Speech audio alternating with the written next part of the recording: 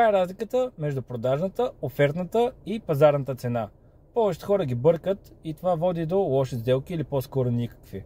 След последното ми видео получих запитвания каква е разликата между пазарната и офертната цена. Нека обясня. Пазарната цена е един от най-важните фактори при продажбата на имот. Тук вземем под внимание района, локацията, какво има близо до нас и реално сключени сделки. Точният пазарен анализ помага за лесната продажба на имот.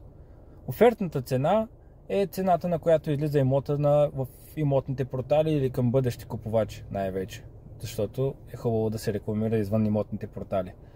Хубаво е продавачите да са се съобразили с пазарния анализ, който сме направили, защото иначе няма да има огледи и няма да има изделка за самия имот. Продажната цена е крайната цена, на която се изключва реалната сделка. Колкото по-добре е направен пазарния анализ и продавачът се е съобразил с цената, която сме определили там, толкова по-близко ще бъде офертната цена до реално сключената сделка. Надявам се да съм помогнал с този клип на бъдещи продавачи, да помогна и за продажбата на техния имот.